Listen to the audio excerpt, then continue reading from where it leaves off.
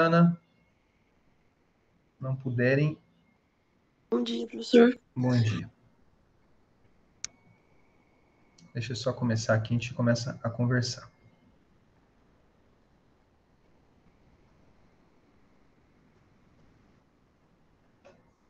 Tá, somos... Muito bem, somos em 12 pessoas, tirando eu, então 11, de um grupo de 34. Bom, a questão é a seguinte, bom dia então a todos e a todas. Nessa segunda parte da disciplina, que eu estou tendo aí a honra de dividir com o professor Ivan, que é um especialista na área também, vocês vão perceber que nós vamos dar um foco maior na parte combustíveis líquidos, né? E o grande objetivo dessa disciplina não é ensinar vocês a processos químicos ou ensinar vocês a calcular diâmetro de tubulação, alguma coisa assim. Essa disciplina ela foi originalmente concebida para o curso de Engenharia Ambiental. Alguns de vocês é de algum outro curso? Eu sou de mecânica, professor. Mecânica, Fela, excelente. Só para eu saber. E você puxou como optativa? Isso. Excelente. Mas, assim, sem dúvida alguma, a visão que você vai ter, pelo menos nessa parte aqui, você não teve em mecânica. Então, pode ficar tranquilo em relação a isso. E essa disciplina, ela originalmente, ela foi dimensionada, digamos assim, para a engenharia ambiental. Então, todos os processos, a gente está tentando abordar aí os principais processos de energias alternativas para vocês. Ela sempre vai ter um enfoque ambiental. Só que para não ficar uma disciplina apenas qualitativa, né? O professor Ivan trabalhou com a parte de dimensionamento, né? Até um certo ponto, o engenheiro ambiental ele pode atuar, né? E nessa segunda parte, eu acredito que isso daí vai ficar um pouco mais claro. Eu vou apresentar para vocês os processos, né? Só que nos processos, o meu interesse principal é apresentar para vocês ferramentas para vocês avaliarem a sustentabilidade desses sistemas energéticos. É isso que o engenheiro ambiental, para quem essa disciplina originalmente foi dimensionada, né? Ele atua exatamente nisso, né? Na parte de avaliação de impactos e de ferramentas para discutir e avaliar a sustentabilidade de sistemas energéticos, né? É claro que nessa segunda parte eu vou puxar um pouco mais para sistemas bioenergéticos, então biocombustíveis, inevitavelmente a gente fala aí um pouco de refino de petróleo, né? E por conta do tamanho do tema e do pequeno espaço que nós temos na disciplina, nós vamos focar na parte, principalmente na parte de aspectos e impactos ambientais e na viabilidade econômica, né? A parte social, assim, é uma coisa que nós não vamos ter tempo de aprofundar tanto. Então, nessa segunda parte, nós vamos tocar dessa forma. Só alguns informes gerais aí para vocês. Se vocês olharem aqui nesse quadrinho da disciplina, deixa eu só... Aqui, contador laser. Vocês vão ver que nós temos aqui as nossas 8 aulas, né? 8 aulas, certinho. Todas essas aulas que estão aqui, elas são aulas síncronas. Então, nesse horário, até as 9h45, considerando que, assim, originalmente, né, ou oficialmente, nós deveríamos começar às 7 horas, né? Mas não, nós vamos começar 7h45, vamos até as 9h45. Podemos dar um intervalinho aí no meio, sem problema algum. E eu preferi, se vocês tiverem alguma coisa contra, falem agora o cálice para sempre, mas eu preferi alterar em função do relato, né, da experiência aí do professor Ivan, ao ministrar essa disciplina na primeira parte dela. Eu não vou dar prova, certo? Acho que isso daí fica mais fácil para vocês, para a gente também. E, na medida do possível, a gente consegue mensurar a efetividade do aprendizado, pelo menos na minha opinião, através de exercícios. Então, 4 exercícios vão ser propostos para vocês. Deixa eu só ver uma coisinha aqui antes que eu... Se vai... Aqui, ó. 4 exercícios vão ser propostos para vocês. Esses exercícios aqui, eles estarão disponíveis no CIGAR, e vocês vão ter aí uma semana, sei lá, a gente pode ver uma semana, 10 dias para postarem lá no Cigar. São sempre referentes às 2 aulas anteriores, certo? Cada um desses exercícios vai ter o valor de 15 pontos, totalizando 60 pontos. Isso aqui eu estou falando tudo de nota 2. Tá? Então, todos eles vão estar aí no Cigar. Talvez a gente faça uma inversão desses temas com bioenergia. Push e produção e refino do petróleo eu deixo depois. Tá? Uma outra coisa, são 60 pontos, mas ao todo são 100, né? Como é que eu vou dividir? Essa parte prática aqui, nós temos 3 práticas, né? Essas 3 práticas, daqui a pouco eu vou falar delas para vocês, elas serão através de relatórios, né? Nessa forma RTE de trabalhar, graças a Deus isso daí já está chegando ao seu fim. E no início das aulas, através de sorteio, eu gostaria que as equipes, todas elas, né, claro que se apresentar uma vez não vai, mas ela apresentasse o seu relatório. Né? Então, o que as equipes desenvolverem aqui na parte prática, em algum momento, depois a gente faz um calendário, porque eu ainda não sei quantos grupos tem, mas em algum momento vai ter que ser apresentado aqui no relatório. Tá? Vai ter que ser apresentado durante a aula, durante a nossa aula. Primeiros 15 minutos, é coisa bem simples, bem sucinta. Né? Provavelmente eu devo pegar 2 em 2 equipes, sorteado, né? De modo que as equipes elas apresentem os resultados da parte prática. E a gente faça alguns comentários. Né? Isso daí vai responder em 20 pontos da parte teórica. Né? E por fim, isso eu chamo muito a atenção de vocês, nós temos aqui 16 alunos, ou seja, metade apenas dos alunos matriculados, né? Eu peço para que vocês avisem os outros colegas aí no WhatsApp e tal, que durante as aulas, ou pelo menos durante as minhas aulas, durante as aulas síncronas, nós vamos ter exercícios avaliativos. Né? Não é provinha surpresa, não é teste, não é nada disso. Mas eu vou propor um exercício para vocês durante a aula, né? Infelizmente, no Google Meet não tem como fazer essa divisão, mas, se eu não me engano, no Zoom e no Teams, no Microsoft Teams, tem como dividir em grupo. Né? Mas não tem problema. O que nós vamos fazer na aula de hoje dá para a gente fazer, né? Dá para vocês fazerem aí durante a aula mesmo. Mas durante a aula nós vamos fazer um exercício, né? Se der tempo, a gente faz a correção na hora da aula, se não der, não tem problema. Mas estes exercícios aqui, que serão feitos durante as aulas, né? O pessoal aí vai ter 24 horas para postar no Moodle a resposta. Certo? Então, participem das aulas, não deixem de participar das aulas, porque isso daí será avaliado. Né? Nós estamos considerando aí que, até respaldado pela nova versão da norma do RTE, que foi agora, essa resolução foi aprovada em maio, presença é possível ser cobrado, claro, né? Tentando ser flexível na medida do possível, mas eu sugiro fortemente que vocês participem da aula, tá certo? Alguma dúvida em relação à parte teórica? Professor, Pois não, Rafaela? vamos supor que não estejam todo mundo presente do trabalho na hora que for apresentar a prática. Daí um só apresenta? Isso daí vai ser um critério de avaliação. Eu gostaria, o formato da apresentação, Rafaela, da parte prática, eu ainda não pensei, mas provavelmente vai ser algo em torno de 10, 15 minutos, como se fosse um seminário, mas é coisa bem sucinta, entendeu? Ó, os resultados nossos deram esses, tal, só para a gente discutir, né? Uhum. E eu gostaria de ter a liberdade de fazer, eu e os colegas, né, os outros colegas dos grupos, dos outros grupos, ter a liberdade de fazer a pergunta para qualquer um da equipe. Certinho. Então, mas teria algum problema em relação a isso, Rafael? Não, é que eu tenho medo de, por exemplo, o senhor fazer o sorteio e tá só 2 pessoas do trabalho, por exemplo, presentes. Entendi. Entendeu? Perfeito. Por isso que seria muito conveniente mesmo, que todos estivessem presentes nas aulas. Ok. Tá bom?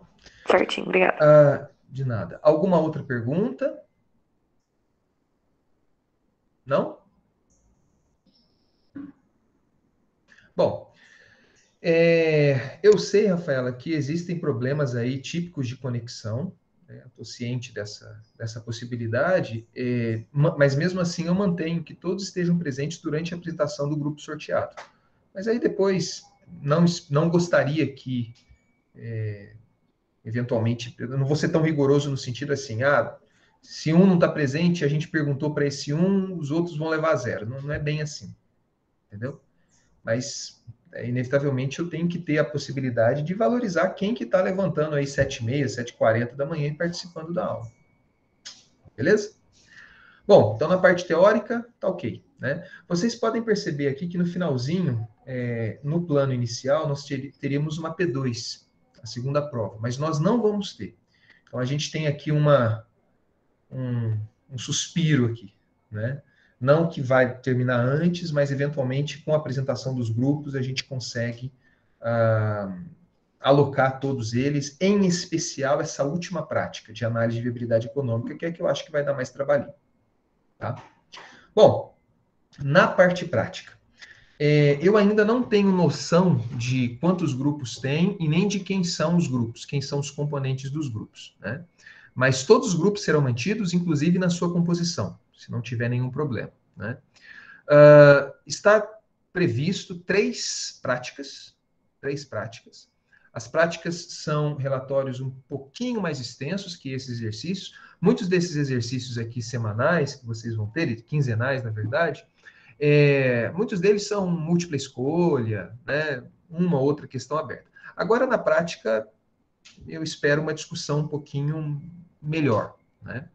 Então, nessa modalidade que nós estamos fazendo, é muito provável que a entrega de um relatório da parte prática, ela fique na mesma semana que a entrega de um exercício avaliativo, né? Mas é uma disciplina de 64 horas, nós não estamos tendo aula prática propriamente dito, e não estamos cumprindo rigorosamente as 48 horas da teórica. Então, eu suponho que vocês tenham aí a capacidade de fazer esse gerenciamento. Tomem cuidado com isso, tá certo? Tomem cuidado com isso mesmo, porque, de novo, é muito provável que em algum momento, ou em alguns momentos, a entrega de um relatório da parte prática, que é um trabalho em grupo também, tá, pessoal? Então, dá para dividir e gerenciar. Ele fique próximo, ou na mesma semana, da parte desses exercícios da parte teórica. Então, tomem cuidado com isso. Na parte prática, nós vamos ter 3 atividades. A primeira delas, eu gostaria de apresentar para vocês a calculadora utilizada, que é uma ferramenta, né? Lembrando aí do que eu falei no início, sobre o formato da disciplina, mas é a calculadora que hoje é utilizado para a política de baixo carbono brasileira. O Brasil hoje ele tem uma política recente, faz 2, 3 anos, Renovabio, e essa política ela tem como objetivo promover a produção e uso de biocombustíveis no Brasil. E essa política ela é baseada numa calculadora onde você calcula, né, você estima as emissões, a redução das emissões de gases de efeito estufa a partir de uma rota específica de biocombustível, né? Para os meus alunos que tiveram aí a disciplina de optativa de avaliação do ciclo de vida, eu falei um pouquinho dessa calculadora. Mas aqui, nessa prática, né, nós vamos definir uma rota de produção de biocombustível, vou passar para vocês todas as características, desde a parte agrícola até a parte industrial, e vocês vão implementar essa descrição do processo produtivo nessa calculadora, dando como resultado aí qual que é a pegada de carbono, digamos assim, desse biocombustível. Nessa segunda prática, né, nós vamos fazer uma estimativa do potencial de produção de energia, de geração de energia térmica, energia elétrica, a partir do uso de resíduos. E, por fim, nessa última prática, que ela é um pouquinho mais trabalhosa, né, nós vamos definir algumas rotas produtivas de biocombustíveis. Todas as práticas, no caso meu aqui, são voltadas para biocombustíveis, né?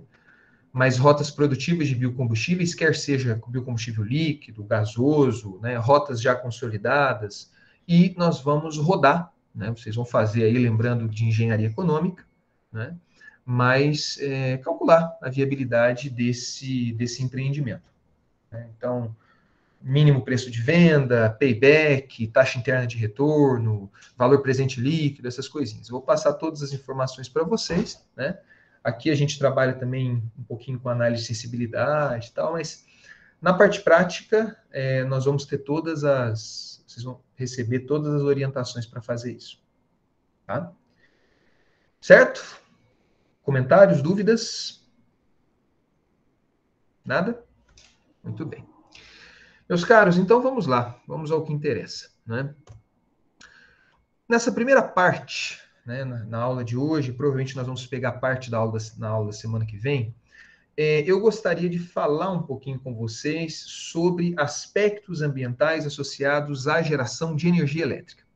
O professor Ivan, ele teve um bimestre, né, trabalhando aí com vocês na parte de solar, eólica, hidráulica, principalmente, que são fontes muito importantes aí no caso do Brasil, né, e no mundo.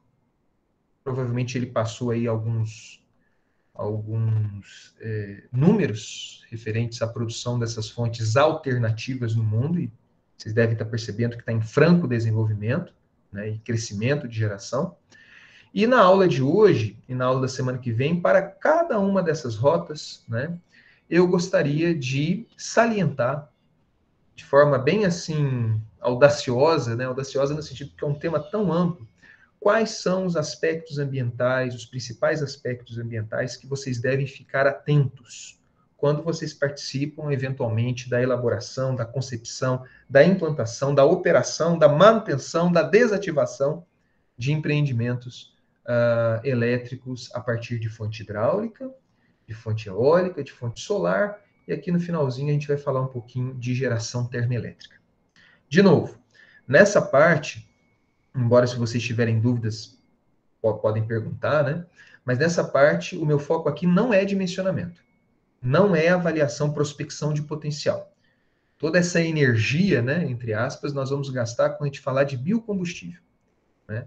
Isso daqui seria assim o finalmente, né, o final, a parte, os capítulos finais, né, das aulas aí do professor Ivan, né, como ele me pediu. Aqui nós não vamos discutir potencial, aqui a gente vai discutir aspectos ambientais, performance ambiental. Tá? Nem a parte econômica eu vou entrar aqui. Beleza? Então, meus caros, eu gostaria de começar a nossa aula, né, fazendo essa pergunta para vocês. Eu acredito que talvez vocês já tenham alguma opinião formada, ou se não tenham, poderiam arriscar alguma coisa aqui. Qual que é o interesse em mudar a matriz energética? Aqui eu nem estou falando de matriz elétrica, porque hoje as pessoas estão correndo atrás de energias alternativas. Antes de nós entrarmos especificamente nos impactos ambientais, eu gostaria apenas de saber qual que é a percepção de vocês. Podem abrir o microfone e falar, ou senão a gente faz um sorteiozinho rapidinho aqui.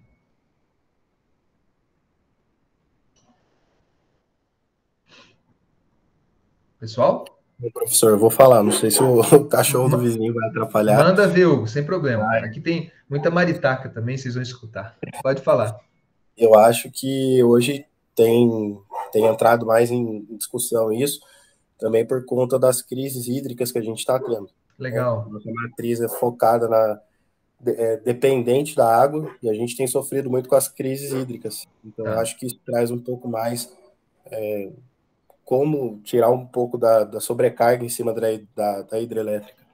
Isso você está falando no contexto brasileiro, mas num contexto global, isso daí também resolve. É o que a gente poderia chamar de soberania energética.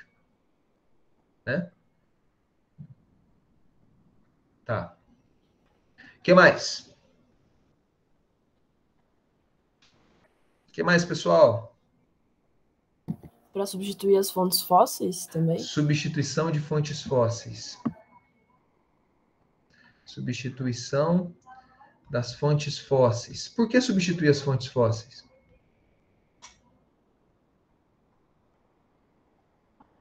Poluição e por causa do preço? Preço, ok. O que mais? Alguém falou, Ana? Você que falou? Eu ia falar de poluição mesmo. Poluição. Poluição de maneira geral ou tem algum aspecto assim que chama a atenção?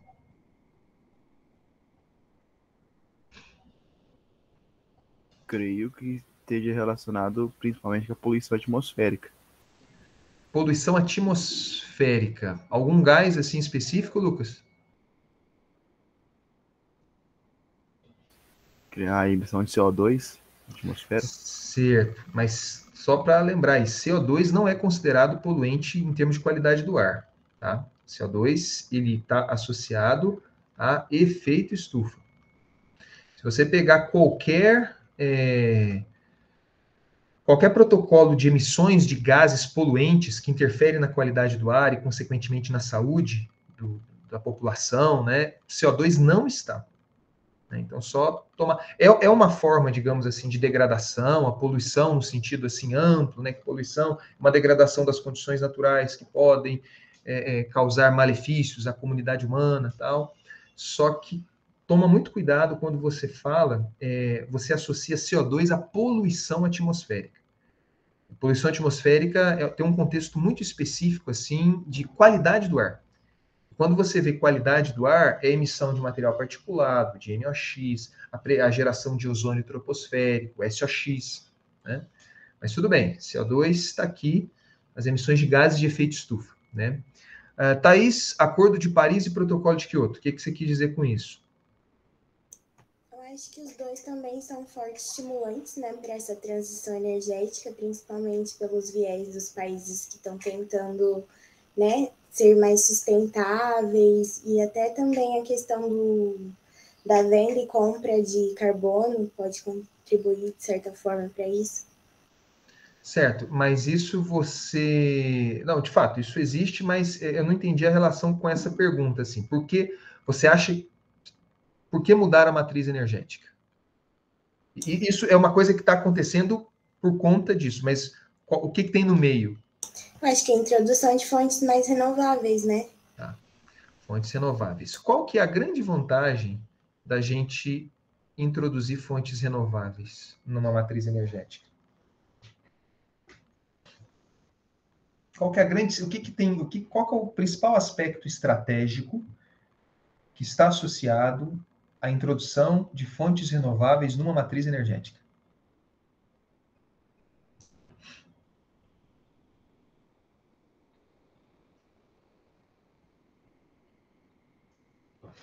Pode chutar, gente. Não tem pergunta, não. Thaís, você tem alguma sugestão? Eu acho que relaciona tudo o que eles falaram, a questão das emissões dos gases de efeito estufa. A gente está, né, vendo as consequências disso agora, então a gente precisa mudar porque, né, a gente sabe que grande parte dos combustíveis e todas as fontes de energia que a gente usa vem de uma maneira fóssil, que acaba poluindo muito mais, né, em todos os aspectos que o pessoal já falou. Então, talvez optar por fontes mais renováveis ajuda não, né? Vai auxiliar nessa parte, para que a gente tenta ser um pouco mais sustentável para mitigar mesmo essas mudanças climáticas e tudo mais. Tá. Então, assim, pelo que eu entendi, na sua opinião, a introdução de fontes renováveis, ela tem fortemente uma associação com a redução de emissões de gás de efeito estufa em comparação com fósseis. Beleza. Alguém vê algum ponto a mais, ou alguns pontos a mais, das vantagens de se introduzir uma fonte renovável numa matriz energética? Ju, tem a questão que a fonte fóssil eventualmente vai acabar. Entende? Eu acho que esse é o ponto principal. Exato. O sustentável vai poder se sustentar. Exato. Pelo tempo. A questão da renovabilidade. Muito bem, Alexander. Às vezes a gente esquece disso, mas, por definição, recurso renovável é aquele que se renova numa escala humana de tempo. Recurso não renovável é aquele que se renova numa escala não humana de tempo. Esse é um primeiro ponto. Segundo ponto, nem todos os recursos fósseis, nem todos os recursos não renováveis são fósseis. Nós temos, por exemplo, a energia nuclear. É não fóssil, mas também é não renovável. Né? Então, assim, a questão da renovabilidade, de fato, como a Thaís muito bem falou aí, existe essa preocupação, esse apelo de emissões de gases de efeito estufa.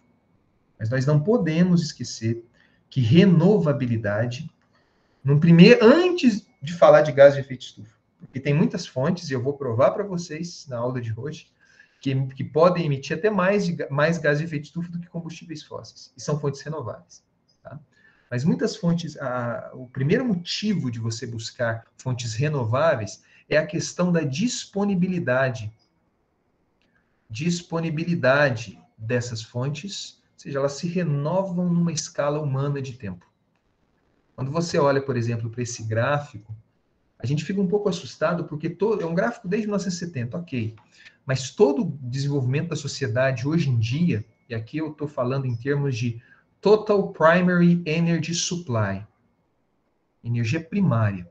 Né? Na aula que vem a gente vai falar um pouquinho do Energies, né, para vocês, mas energia primária é aquela fonte energética da maneira como ela está na natureza. Energia secundária já é uma energia primária convertida para o uso final. Então, toda vez, eletricidade, por exemplo, não é considerada uma energia primária. Eletricidade nunca é uma energia primária. Eletricidade sempre vai ser uma energia secundária, porque ela é proveniente de uma energia primária que passou por um determinado processo de conversão. Então, aqui, por exemplo, nós temos a energia hidráulica, que é considerada uma energia primária, né? Mas nós não temos a eletricidade aqui. E o que nós observamos nesse gráfico, embora seja um gráfico bem batido, né, é que desde a década de 70, mas muito antes, né, isso aqui só foi um retrato, grande parte do desenvolvimento que nós temos no mundo hoje, o sinônimo de desenvolvimento hoje, assim, já pegando uma inércia que vem desde o final do século XIX, é um desenvolvimento fortemente baseado em recursos que vão acabar, ou melhor, que não se renovam numa escala humana de tempo. Então, nós temos aqui em marrom o carvão mineral, em azul o petróleo e os combustíveis, né, associados ao petróleo, por isso que aqui é fonte primária, que você não está vendo gasolina e tal. E o gás natural. Então, aqui, cerca de 80%, vamos colocar, 80% do mundo, o desenvolvimento no mundo hoje baseia-se em consumo de recursos não renováveis, no caso aqui de fósseis. Se nós pegarmos uma parcelinha aqui da energia nuclear, que é muito comum na Europa, isso aqui sobe para 85%. Hoje, o desenvolvimento que nos abastece, quer seja para o nosso entretenimento, quer seja para um hospital, para manter a vida, baseia-se em recursos que não se renovam numa escala humana de tempo. E não é uma coisa da noite para o dia, tá? Embora talvez vocês saiam aí ou do curso de engenharia ambiental, ou de uma disciplina como essa, no caso da Rafaela aí, que é da engenharia mecânica, não é uma coisa da noite para o dia. É uma coisa que tem que ser pensada, que tem que começar o mais rápido possível, como nós já temos visto muitas ações nesse sentido, mas possui uma inércia muito grande, né? Então, essa dependência absurda que nós temos, ela vai passar aí nas próximas décadas ainda. Mas quanto demorar mais para a gente fazer esse shift, né, pior. O que chama atenção é o seguinte, até nesse momento, eu não estou falando nada de meio ambiente, aqui eu estou falando de estratégia. Estratégia, soberania energética, como o nosso colega Hugo, se eu não me engano, falou em outras palavras, mas ele quis dizer isso, né? Os países hoje, o desenvolvimento dos países hoje, grande parte, eles se baseiam em recursos que não se renovam numa escala humana de tempo. Então, não tem muito o que explicar nesse sentido, né? Aqui nós temos uma contribuição de fontes biofuels, né? Você vê que energia eólica ou energia solar nem aparece aqui ainda. Mas nós temos uma contribuição aí de uns 15% de bioenergia. Nós vamos ver na nossa aula, né, introdutórias de bioenergia, que isso é um outro ponto que eu quero que fique muito claro para vocês. Nem tudo que é renovável é sustentável. Tem fontes que, por definição, são maravilhosas, renováveis, renovam numa escala humana de tempo, blá, blá, blá, mas por trás não é sustentável nem economicamente, nem socialmente, muito menos ambientalmente.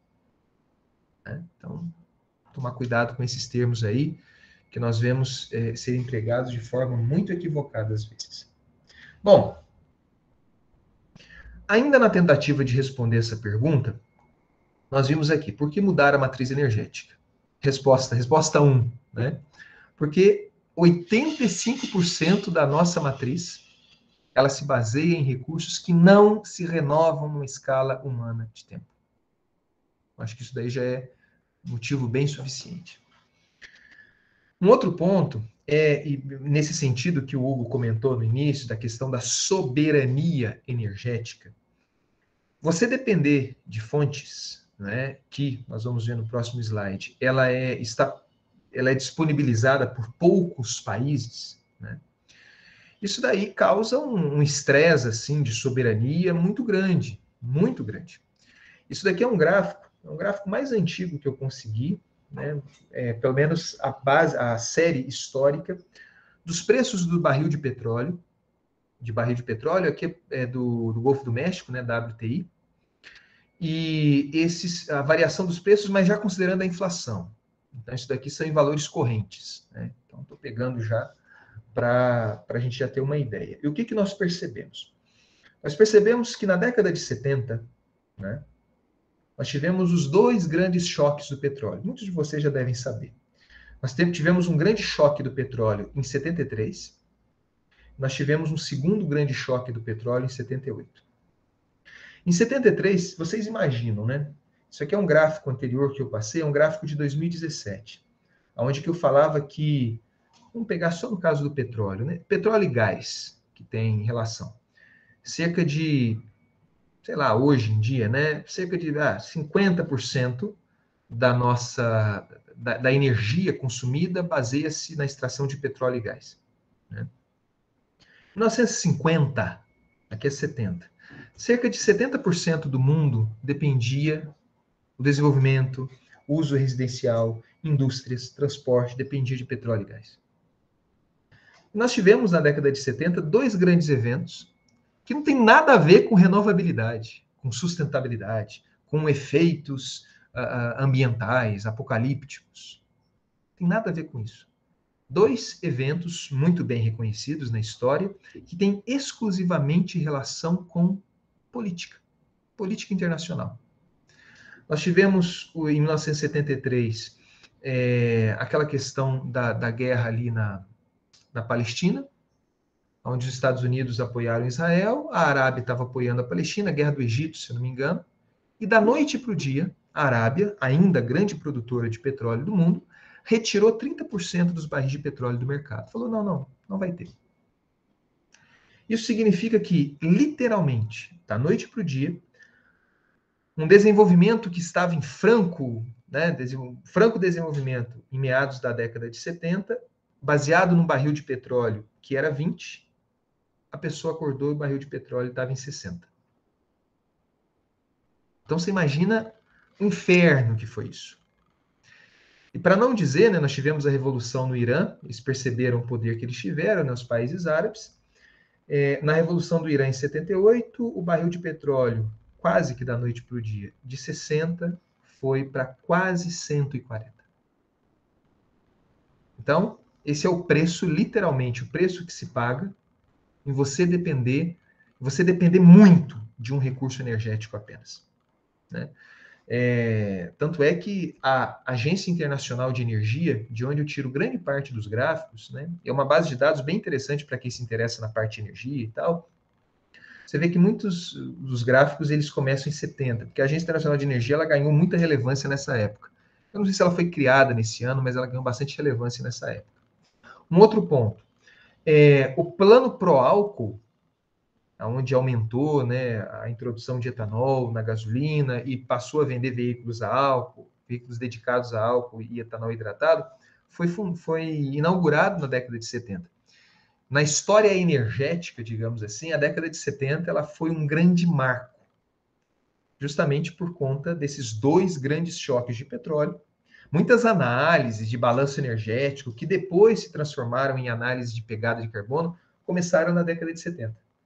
E a galera estava dormindo em berço esplêndido, país lá em desenvolvimento e tal, quando vê, puta, não consigo pagar as contas.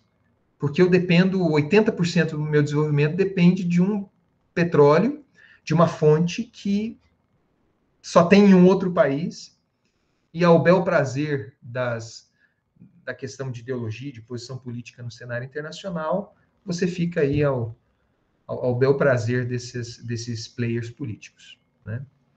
Depois, no caso do preço do barril de petróleo, ele teve uma grande queda, mas, de novo, um aumento muito pontual em função da Guerra do Golfo, é o primeiro governo do Bush pai, 1990.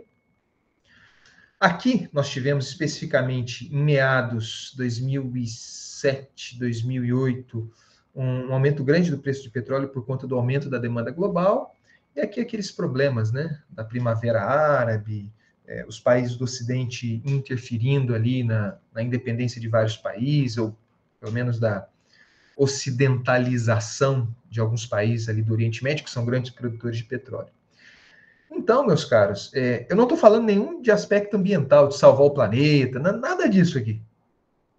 Uma transição energética para fontes renováveis, nós vamos ver mais para frente, uma transição energética para fontes baseadas nas potencialidades do país, e o Brasil, felizmente ou infelizmente, tem um grande potencial, um potencial assim de chorar, né? Tanto que nós temos, é uma coisa inteligente. Essa transição, esse é um caminho sem volta, né? E é justamente isso aqui, é um dos motivos, né? A questão de soberania energética, ela é um importantíssimo aspecto quando se fala, ou pelo menos tenta responder essa pergunta. Por que mudar a matriz energética? Bom, só para ilustrar para vocês, nesse primeiro gráfico aqui, é um gráfico também recente, de julho de 2019, todo esse material vocês têm acesso, né, pelo SIGA, e vocês podem perceber que nesse material tem muitos links. Esses aqui são hiperlinks mesmo. No material em PDF, você pode clicar que abre os relatórios, né, as bases de dados que eu uso. Mas vocês podem ver aqui nesse gráfico, esse gráfico são as maiores reservas provadas de petróleo e gás natural. Quando a gente for estudar um pouquinho sobre a produção e refino do petróleo, tem alguns termos muito específicos, né? Mas aqui eu já dou um spoiler para vocês. Você tem as reservas provadas, ou seja, são aquelas reservas que você sabe que existe e com a tecnologia atualmente conhecida, você consegue explorar, né? Nós temos as reservas prováveis e possíveis. Nesse âmbito, né, de prováveis e possíveis, e das prováveis, provadas possíveis, não, isso aqui junto, desculpe. Eu não me lembro agora da diferenciação entre prováveis e possíveis, mas é uma mescla entre você sabe que existe alguma coisa, você tem alguns indícios que ali existe um bolsão de petróleo ou de gás, e um outro ponto considerável a ser considerado nessa categoria de prováveis e possíveis é que a tecnologia que você tem atualmente, ela não permite a explotação desse petróleo e desse gás a preços competitivos. Para vocês terem uma ideia, a Petrobras hoje ela explora petróleo a 4 quilômetros de profundidade. 4 quilômetros de profundidade. Só que o conhecimento desse pré-sal é uma coisa que remonta a alguns relatórios técnicos da década de 50. Então, tem grande possibilidade desse pré-sal, que sabia que ser existido, né? Que sabia que era existente.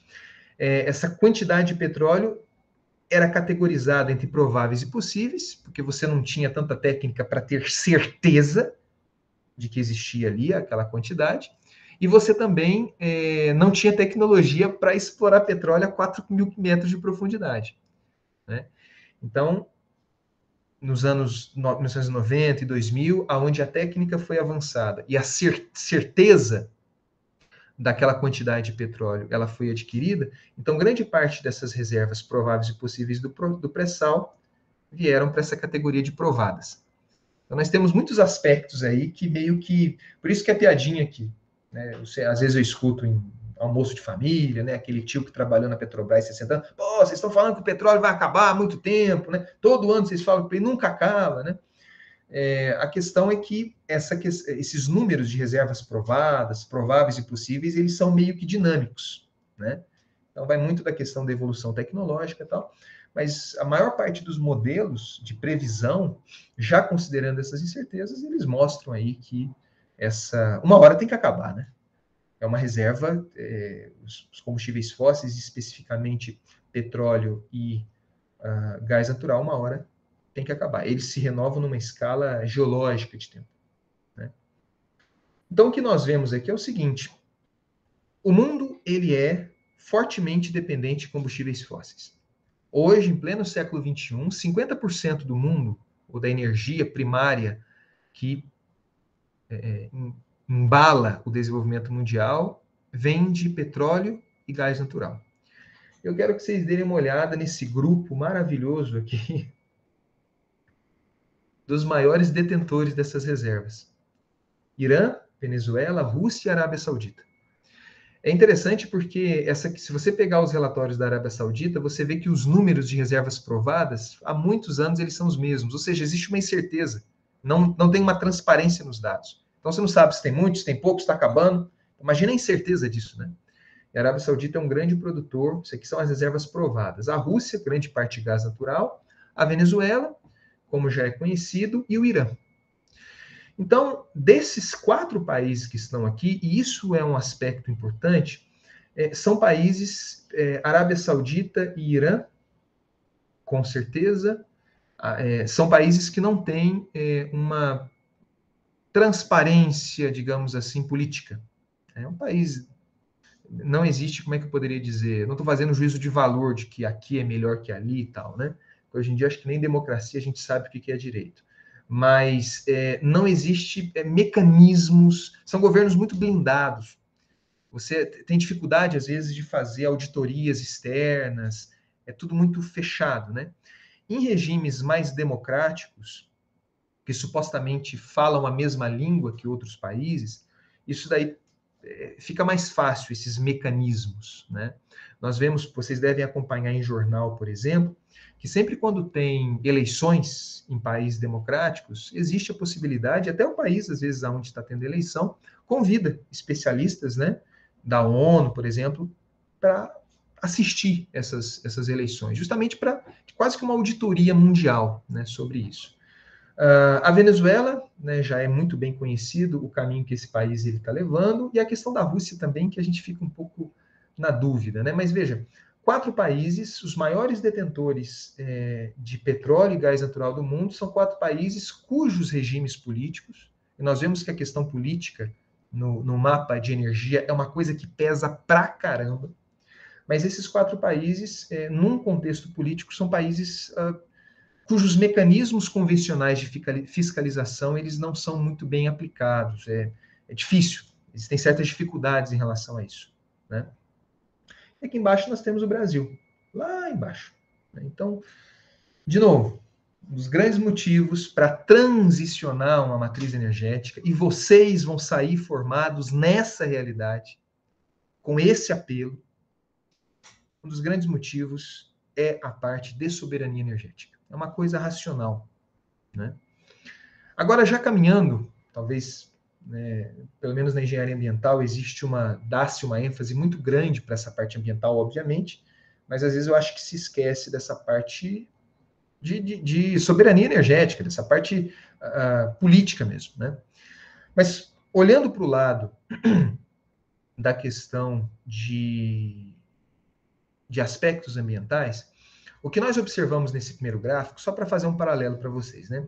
Esse gráfico aqui é um gráfico que está num livro que nós publicamos, até que eu uso muito na disciplina de Ciências do Ambiente. Eu não sei se, Rafaela, você já fez essa disciplina de Ciências do Ambiente? Não, professor. Pois não.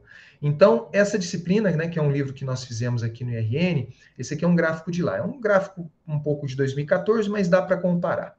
O que nós observamos aqui? No eixo X, nós temos o IDH, Índice de Desenvolvimento Humano. É uma forma, não é a melhor, tá? Longe de ser a melhor, mas é uma forma já bem consolidada de mensurar o desenvolvimento humano de um determinado país. Cada um desses pontinhos é um país. E o IDH, ele é medido baseado em 3 parâmetros: expectativa de vida, educação e poder de compra. Então, supõe-se que um país que as pessoas vivem bastante, significa que tem qualidade de vida. As pessoas têm grana para comprar, né? Ok? E as pessoas têm acesso à educação, são alfabetizadas, né? é um país que tem um bom desenvolvimento. E o que nós observamos é que países com elevado IDH, geralmente são os países mais ricos, né?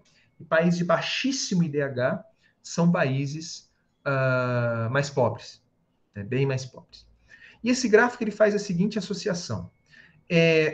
O consumo per capita, então você pega tudo que um país consumiu no mundo, em um ano, e divide, no caso aqui 2014, divide pela população daquele ano, né?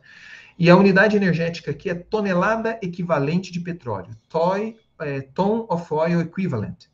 Uma tonelada equivalente de petróleo dá 42 joules, só para vocês terem uma ideia, né? Então, o que nós percebemos aqui? Significa que um maior desenvolvimento está diretamente associado a um maior consumo de energia.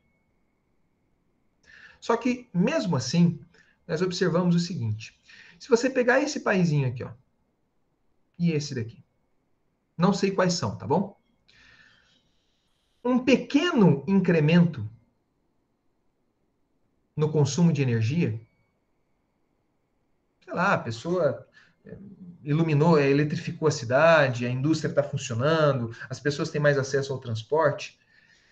Neste caso, significa que o desenvolvimento humano aumentou pra caramba. Ou seja, um pequeno incremento do acesso à energia garantiu um elevado crescimento humano. Isso é interessante, né? Ou seja, o aumento do consumo de energia está muito associado ao desenvolvimento. Só que quando nós pegamos, principalmente nos países ricos, vamos pegar esse país aqui, que eu não sei qual é, e esse daqui. Nós observamos que um grande incremento do consumo de energia está associado a um baixíssimo desenvolvimento humano. Eu não sei quais países são, então não consigo fazer uma análise mais detalhada, mas essa situação aqui, ela está muito associada ao desperdício. Pelo menos no aspecto de desenvolvimento humano, né? Tem outros aspectos e tal. Então, assim, o desenvolvimento que nós temos hoje, ele está muito associado, o grande desenvolvimento que nós temos hoje, está muito associado ao uso desnecessário de energia. Às vezes não só o uso, mas a oferta de energia, a eficiência no processo de oferta, na transmissão da energia, que seja, né? E aqui eu estou pegando energia de maneira geral. Agora, quando nós falamos de transição energética, inevitavelmente, isso nós vamos falar talvez no finalzinho do nosso curso, mas inevitavelmente é bom salientarmos a necessidade de você produzir energia de forma eficiente e consumi-la de forma eficiente. E o grande problema que nós observamos aqui, nesse gráfico, né, se eu rebater esse gráfico de energia para esse gráfico de emissões de gases de efeito estufa, nós observamos que o perfil é muito parecido. E esse perfil ele é muito parecido justamente porque grande parte da energia consumida hoje vem de combustíveis fósseis. A queima de combustíveis fósseis coloca na atmosfera aquele carbono que estava milhares de anos lá quietinho embaixo da Terra. E você coloca na atmosfera numa taxa muito elevada. Então vocês percebem que esses dois gráficos eles têm perfis muito semelhantes. Países, claro, existem outros aspectos, né? Aqui eu não considerei as mudanças do uso da terra e a remoção de carbono a partir do reflorestamento. Isso a gente vai falar bastante quando a gente for falar de bioenergia. Mas o que nós percebemos aqui é o seguinte: quanto maior o IDH, em outras palavras, e sendo bem brusco, né, bem bruto aqui, hoje você ter uma boa qualidade de vida significa emitir mais CO2 para a atmosfera. É isso. É exatamente isso que está mostrando esses dois gráficos aqui. Tá certo? Bom, só por curiosidade, esse paizinho aqui em verde é o Brasil, né? Então, já entrando em aspectos assim ambientais, a mudança da matriz energética hoje, a configuração que ela está hoje, está muito associada a questões políticas e aqui no caso a uma questão clara, reconhecida mundialmente, de emissões de gás de efeito estufa. Só para vocês terem uma ideia, nesse gráfico que vocês estão vendo aí, isso daqui é a emissão total de gás de efeito estufa, né? Greenhouse gas. Então não considerou só o CO2, considerou outros gases também. E o que nós observamos é que o grande né, o campeão, aqui está parecendo um quadro de medalhas de Olimpíadas, né? Sempre foi os Estados Unidos. Os Estados Unidos, desde a década de 90, manteve-se aí, né, com uma tendência leve de queda a partir quando o Obama foi eleito, né? Mas ele se manteve aí numa emissão anual de 6 bilhões de toneladas, né, de CO2, de carbono para a atmosfera, CO2 equivalente para a atmosfera. E em 2004, a China ela ultrapassou muito, né? Então a China é o país que nós temos exemplo, né? Que nós temos como exemplo hoje em dia de um país em grande desenvolvimento, tal, não sei o quê. Mas como a única forma de desenvolvimento que nós conhecemos hoje é um desenvolvimento baseado no consumo de energias não renováveis e, para piorar, fósseis, é claro que a China ela ultrapassou e muito os Estados Unidos em termos de emissão. Quando nós, isso aqui são emissões absolutas. Quando a gente faz per capita, aí vai lá para baixo, obviamente, né? A China. Mas o Brasil, ele não está tão baixo aqui, não. Né? No caso do Brasil, especificamente, nós vamos falar disso um pouquinho mais para frente. O problema nosso aqui não é fonte fóssil. Né? O problema nosso aqui é desmatamento. Isso daqui só para vocês, né, refrisar ainda mais. A questão da oferta e consumo de energia no mundo, né? Isso aqui nós temos a energia primária do mundo, então, em 1973 e 2017, houve um aumento considerável, quase que duplicou a oferta de energia no mundo. Oferta-se energia porque consome-se energia, né? Grande parte baseado em carvão, petróleo e gás natural. Na década de 70, correspondia a quase 80%, hoje diminuiu um pouco. Isso daqui é o consumo, né? A única diferença quando você pega oferta de consumo, você tem as eficiências, né? Eficiências de conversão. Se você pega, por exemplo, uma termoelétrica a carvão, né, ela tem 40%. Não, 40% não, menos até, uns 30% de eficiência, né? Se eu não me engano. E aqui no caso de consumo, né? Total Energy Consumed, que já aparece eletricidade aqui, né? Eletricidade, eu não sei, eu acredito que nessa eletricidade que está aqui, eu já estou considerando eletricidade a partir de óleo diesel, de gás natural, né? De carvão e assim por diante, óleo combustível. Né? Mas os valores de consumo eles são menores, justamente porque você tem uma eficiência na conversão de fontes primárias para as fontes secundárias. Beleza? Bom, aonde que se consome? Eu acredito que até agora, eu suponho eu, né, que até agora eu tenha conseguido, pelo menos, movimentar aí o coração de vocês e tentar mostrar, né, convencê-los por números que é necessário para ontem uma transição energética. Por aspectos de soberania energética, políticos e tal, e por aspectos pelo menos ambientais, pelo menos emissões de gás de efeito estufa. Dito isso, sabendo, né, que muitos de vocês já tinham essa noção, quais são os principais players nesse consumo de energia? Nós percebemos que, em termos de consumo de energia, o transporte é responsável por quase 40% do consumo de energia no mundo. Por isso que muitas alternativas, hoje, elas são feitas, né, para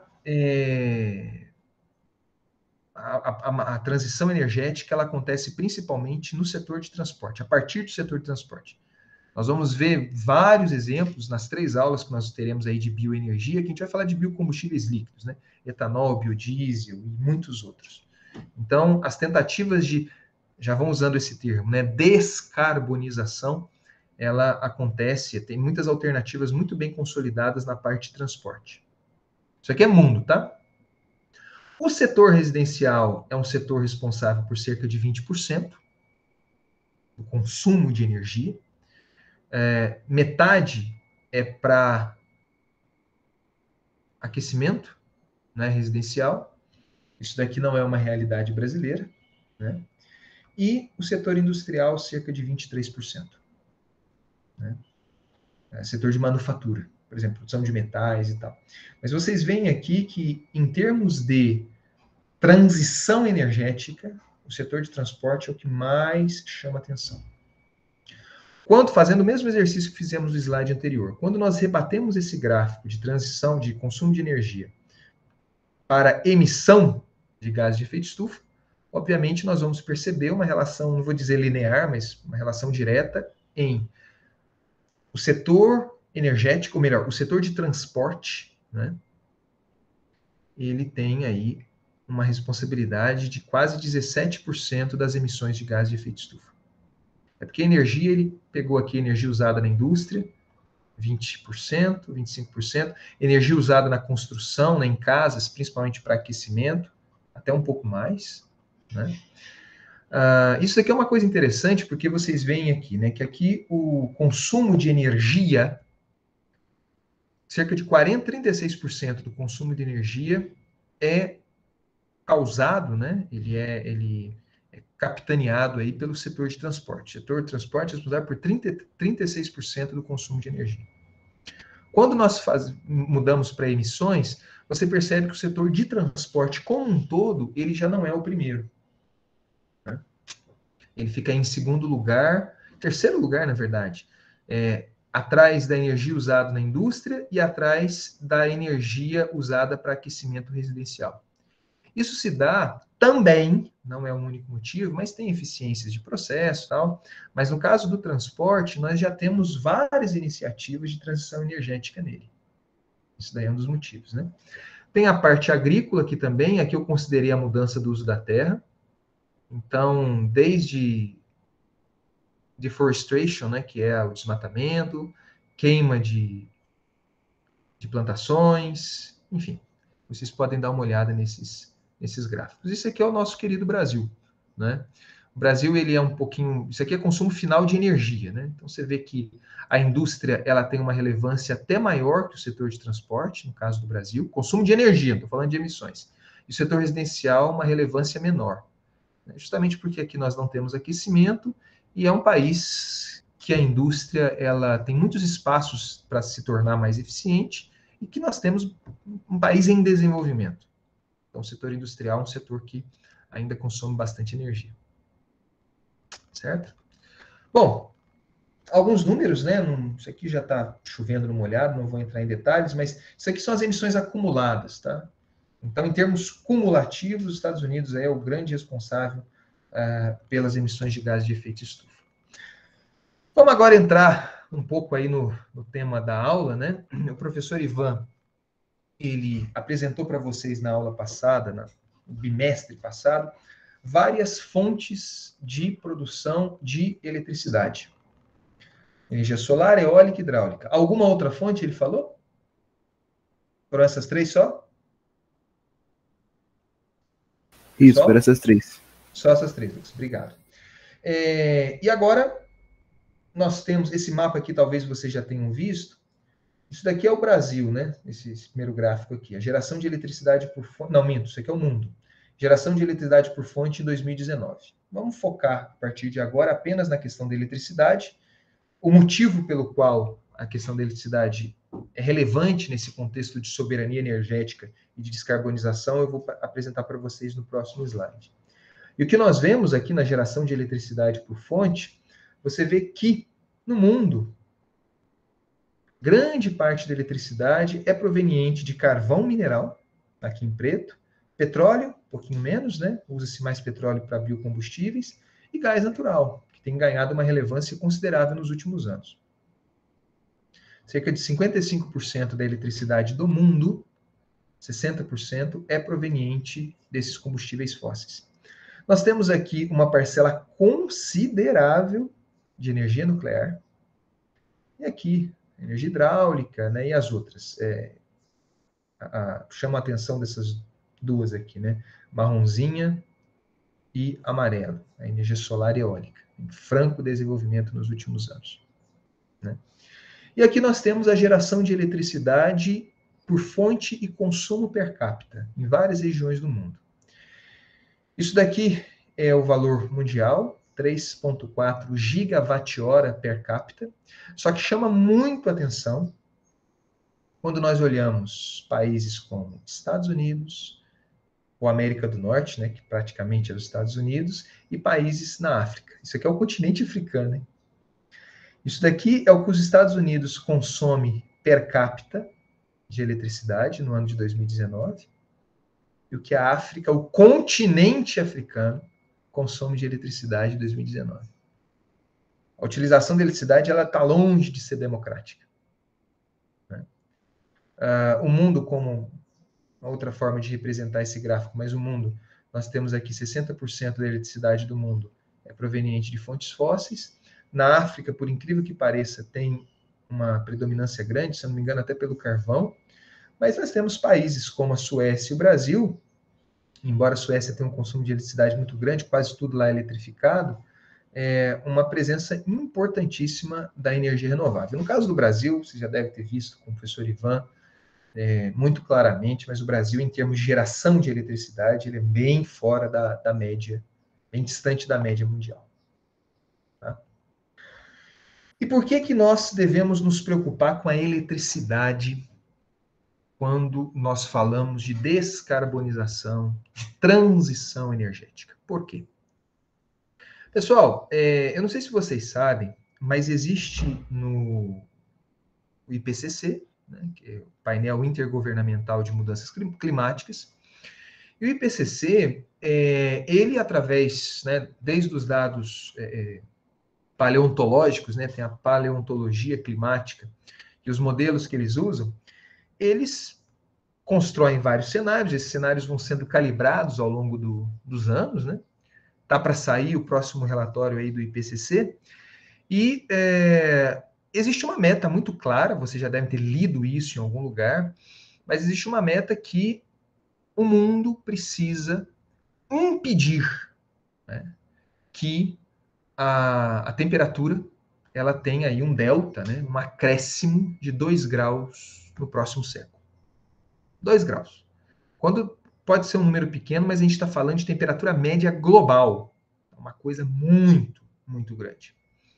E uma forma de você permitir, não uma forma, mas a melhor forma de você segurar, né, ou seja, impedir com que haja, que esse delta de temperatura global ele se verifique, é você descarbonizar a economia.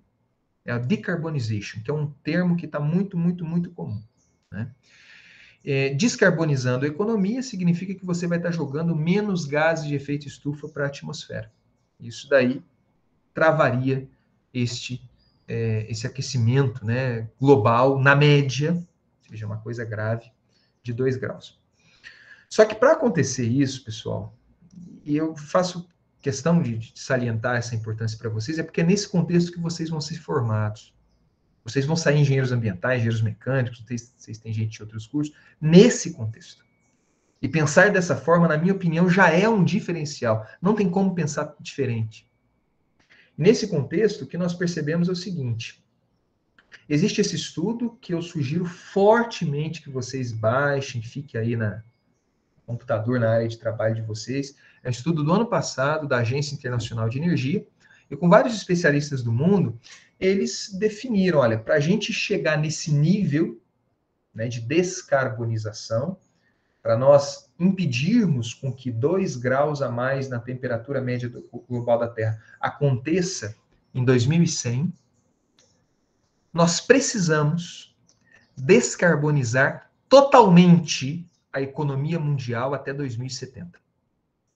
Então, vocês que vão se formar agora nos próximos anos, se vocês principalmente for para a área de energia, vocês vão entrar nesse contexto. A palavra de ordem que nós temos nos governos atuais é essa tentativa de descarbonização. Em 2070, é complicado porque o ambiente sobre o qual nós estamos vivendo hoje, né, veio a pandemia e tal, eu às vezes confesso um certo pessimismo, né, mas o contexto, assim, a palavra de ordem que nós temos hoje é precisamos de descarbonizar, e descarbonizar é totalmente. A economia em 2070 ela deve ser nula em emissões de gás de efeito estufa. É o crescimento econômico. Então, existem várias formas, ou seja, hoje nós emitimos para a atmosfera cerca de 35, quase 40 gigatoneladas de CO2 por ano. E nós devemos reduzir essas emissões nos próximos anos. Isso daqui são as várias formas ou o potencial de várias rotas de redução dessas emissões. Chamo a atenção para vocês de algumas delas. A primeira, inclusive, a roxinha, é avoided demand, ou seja, reduzir a demanda. Reduz-se a demanda através do aumento da eficiência dos processos. Ponto. Né? Não sei se vocês chegaram a ver alguns artigos, né, recentes, mostrando que o consumo de energia e, consequentemente, das emissões de gás de efeito estufa diminuíram, assim, chegaram a níveis de 2009 ou 2005, se eu não me engano, em função da pandemia. Claro que a gente não vai querer mais uma pandemia, né? Mas avoided demand. Só que chama a atenção algumas tecnologias. Uma delas é essa amarelinha que está aqui, que é a CCUS, Carbon Capture, Use and Storage. Se nós tivermos tempo nessa disciplina, a gente vai falar um pouquinho disso, que é a tecnologia de você capturar carbono. Literalmente, desde capturar o carbono que está na atmosfera, até você capturar carbono de processos e enterrar na Terra. Levar ele não exatamente para o mesmo lugar, mas para o mesmo ecossistema onde ele estava. Né? Então, tem se falado muito isso hoje em dia. Claro, a utilização de renováveis. Nesse relatório, para mim, não ficou muito claro o que significa renováveis, porque aqui, em azul, e é isso que eu chamo a atenção de vocês, fala-se muito da eletrificação. Existe uma tendência muito grande de eletrificação de vários setores da economia. Né? Isso daqui, esse gráfico ao lado, ele mostra, então, cerca de 20% da descarbonização possível nos próximos anos se dará, de acordo com esses cenários, através da eletrificação do transporte, das residências, da indústria. Eletrificação é uma coisa que você consegue controlar melhor, né, do que processos térmicos. Ele acaba, talvez eu possa dizer isso, ele acaba sendo um pouco mais eficiente na questão do uso da energia, né, a produção e uso da energia. Enfim, nesse gráfico ao lado, em 3 setores, né, setor de indústria, setor de transporte, setor residencial, nós temos 2 cenários. Cenários onde STEPs são cenários assim baseados nos planos atuais de governos para descarbonização. E esse cenário aqui é um cenário bem mais agressivo, baseado nos planos de descarbonização a partir dos padrões de desenvolvimento sustentável da ONU, se eu não me engano. E aqui mostra, para cada um desses cenários, qual que seria a contribuição, a parcela de eletricidade em termos do consumo final da energia, tá? Nesses setores. E o que você observa em pontos... Agora eu não vou lembrar... Desculpe. Esses pontinhos que estão aqui, vermelho e azul... e esses pontos que estão nos interessando. É a contribuição da eletricidade na parcela final do consumo de energia desses determinados setores. Em vermelho, nós temos os dados de 2019, por isso que nos 2 cenários eles sempre estão na mesma, né? Em azul, os dados para 2070. Então, nós observamos, esqueçam para esse gráfico, para a nossa discussão aqui, vamos falar apenas de percentual, né? Mas esqueça essas barras. Então, no setor industrial, cerca de 22% da eletricidade, 22% da energia consumida no setor do setor industrial era na forma de eletricidade. Espera-se que, de acordo com os programas governamentais atuais, que esse valor em 2070 suba apenas para 25%. Já utilizando metas globais da ONU, em 2070, cerca de 60% da eletricidade consumida no setor industrial, 60% da energia consumida no setor industrial será na forma de eletricidade. Então, vislumbra-se uma grande eletrificação no setor industrial. No setor de transporte, não consome praticamente nada de eletricidade, né? Mas muitos países já indicam aí que em 2070, de acordo com os programas dos países, né?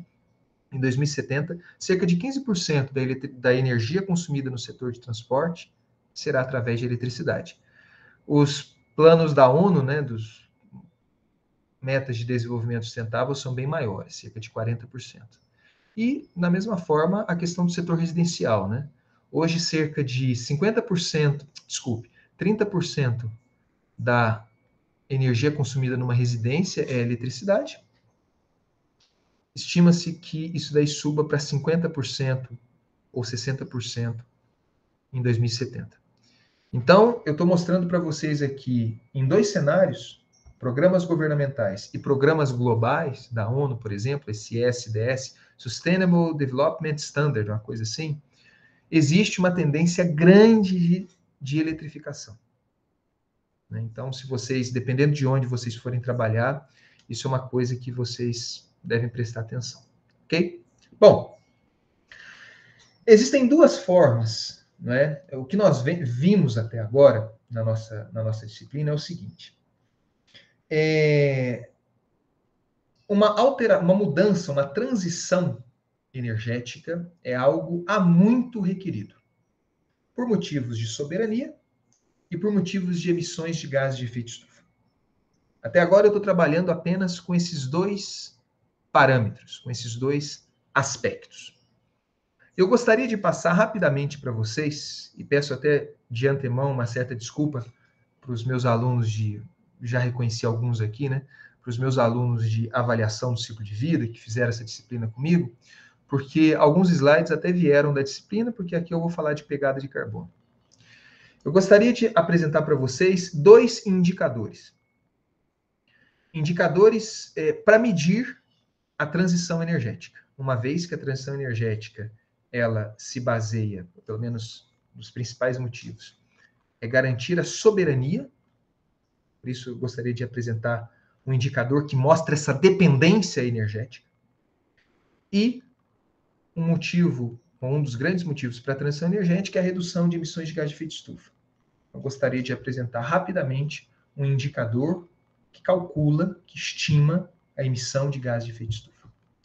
Vamos começar pela frente, né? Do início.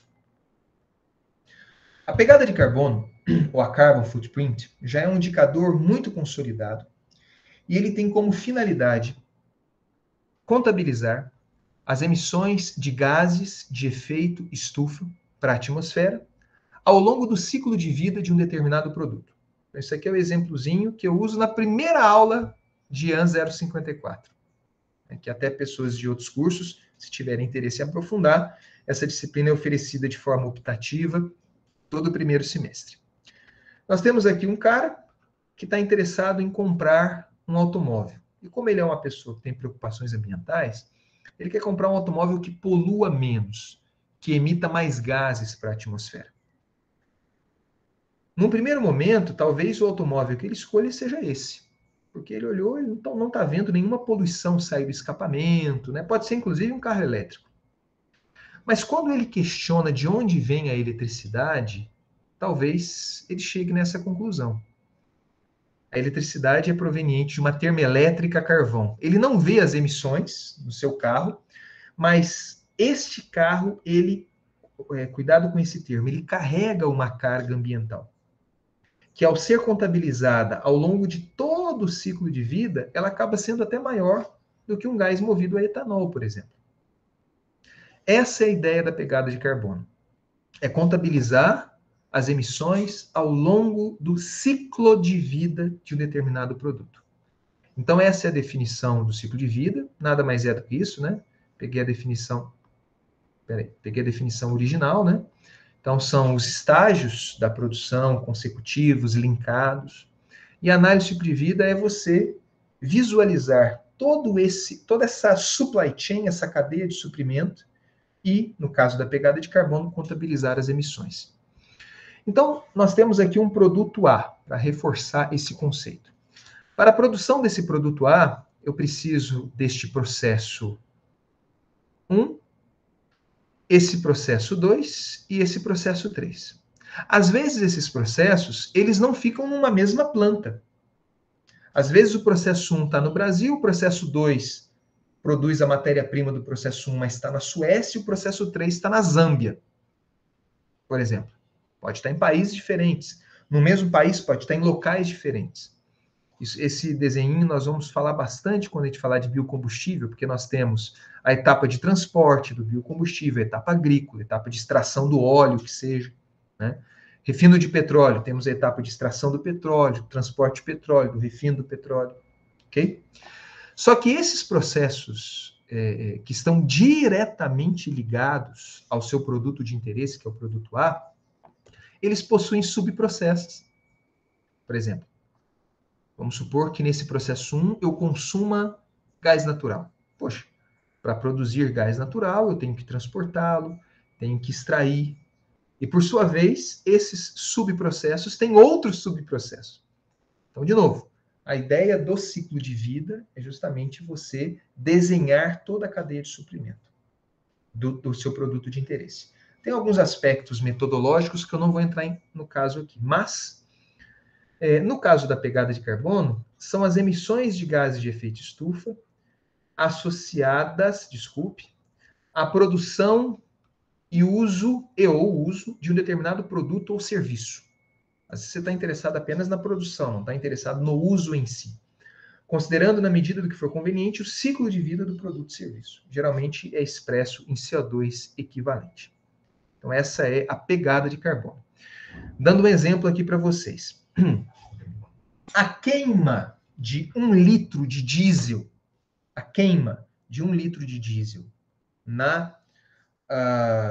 no motor de combustão, né, do ciclo diesel, vai emitir, para cada litro de diesel, vai emitir 2,62 kg de CO2, 0,108 kg de metano, 0,101 kg de óxido nitroso.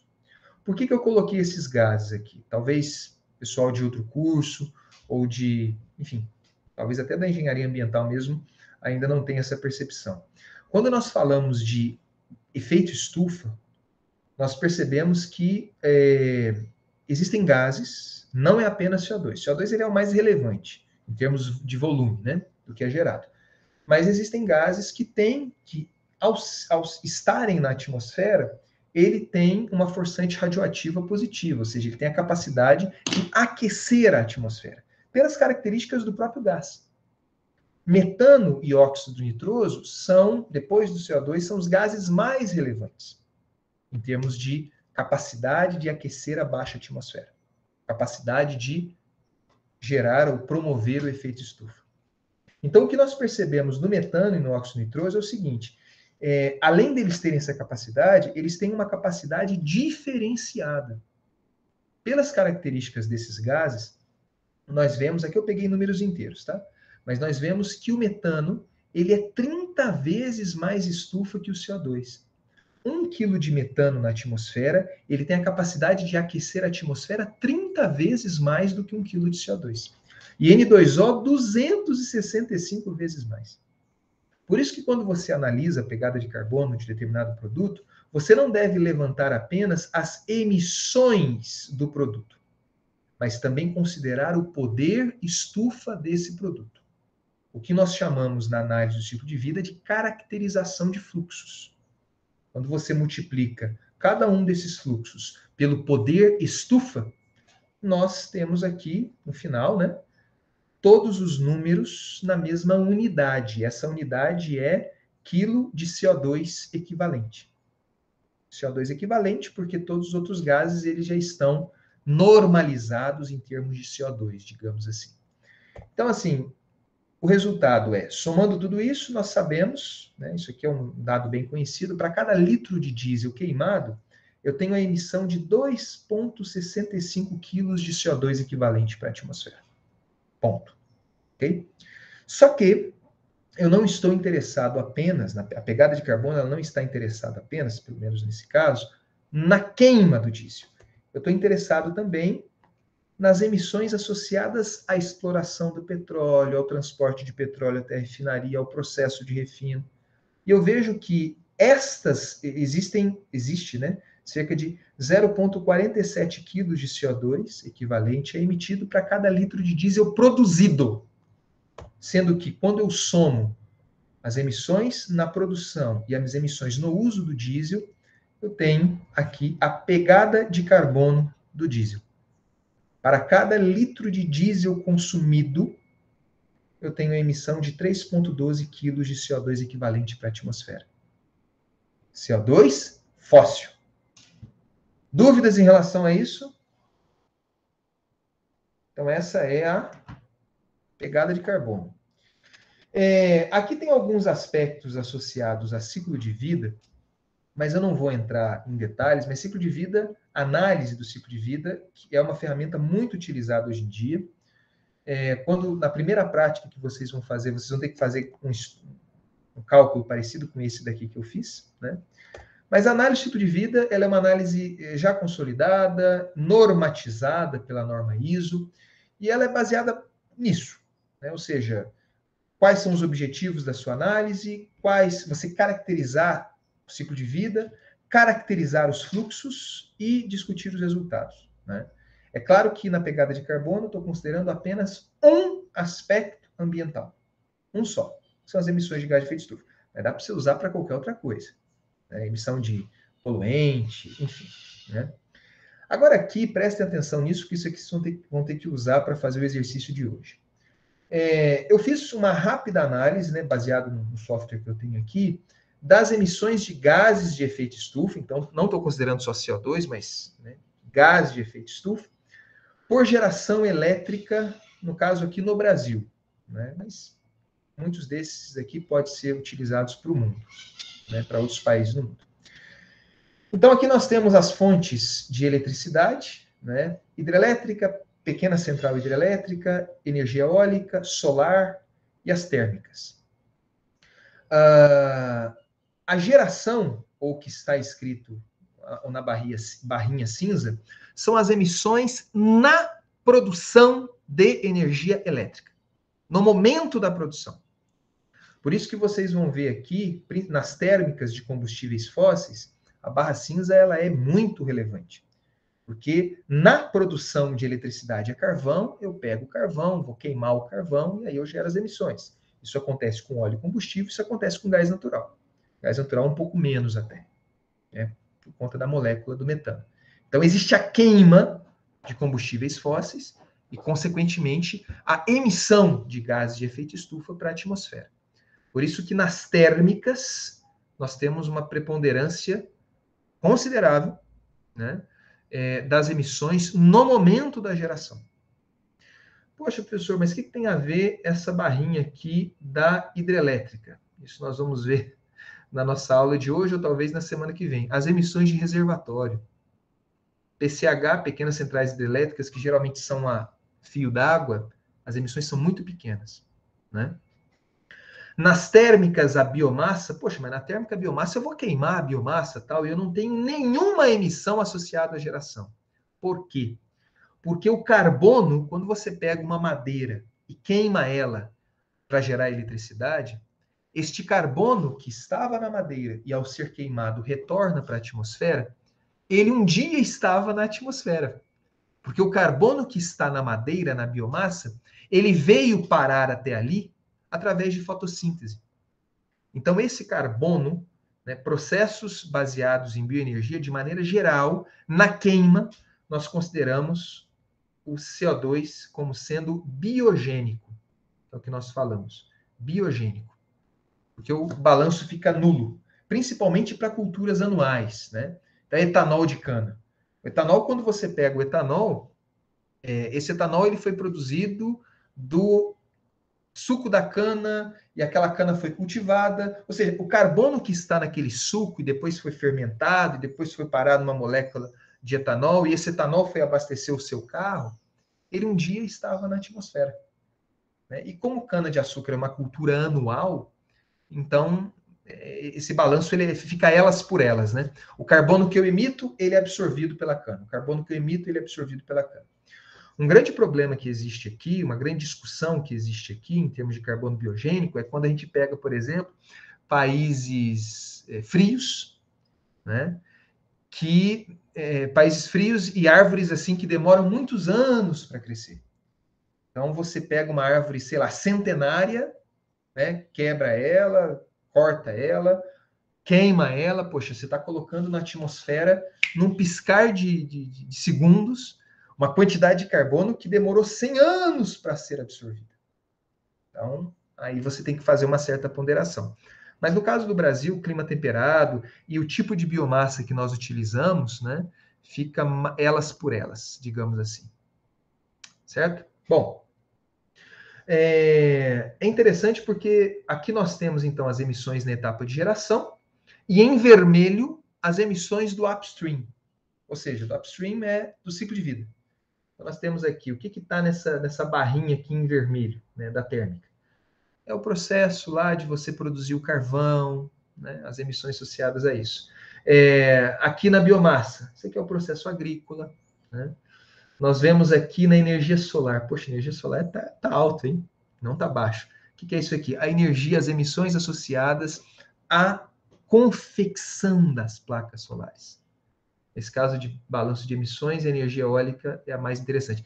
Chama a atenção de placas, da confecção das placas solares, porque hoje a grande produtora de placas solares hoje no mundo é a China.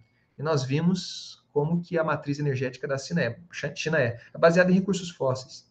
Então, você contabiliza essas emissões. E aqui ao lado nós temos as emissões. Isso aqui é um site muito legal, sugiro que vocês tenham, que tem as emissões do Sistema Interligado Nacional Brasileiro. Se eu não me engano, aqui considera apenas as emissões da geração, não considera do upstream. E você percebe, é bonito até de se ver, né? Em azul, o fator de emissão, né? Fator de emissão em gramas de CO2 equivalente por quilowatt-hora gerado. Aqui tem também perdas de transmissão, você considera tudo isso, né? E esse fator de emissão, quanto mais térmicas nós ativamos, maior é o fator de emissão, obviamente, né? Então, segue bem próximo, né? E só para vocês terem uma ideia, o fator de emissão do Sistema Interligado Nacional Brasileiro em comparação com outros países, né? Então, é bem diferente. Para 2021, não peguei os dados, mas certamente a gente vai ter aí um acréscimo, né, em função da crise hídrica pela qual nós estamos passando. Pessoal, dúvidas em relação a isso? Comentários? Não?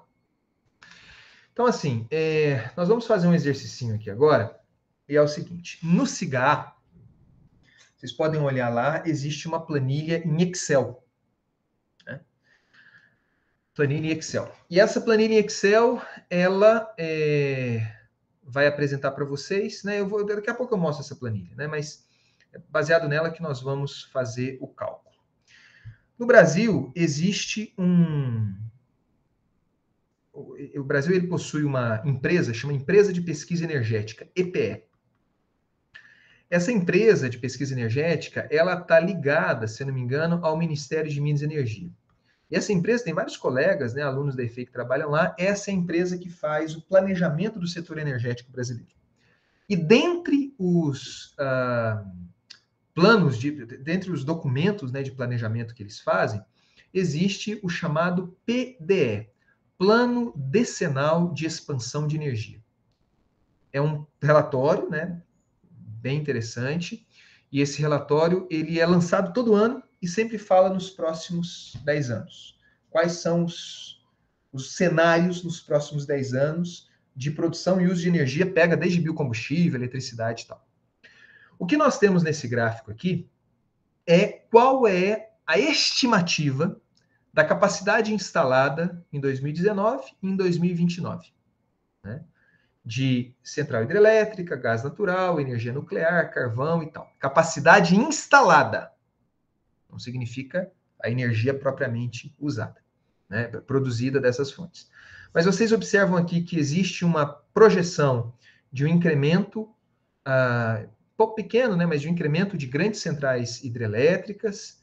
Esse incremento ele é parecido em termos relativos com PCHs, mas, por outro lado, nós temos uma diminuição de térmicas a diesel e óleo, um incremento absurdo de energia eólica, de termoelétricas a gás natural, de energia solar, geração distribuída, basicamente energia solar, então tem um incremento considerável.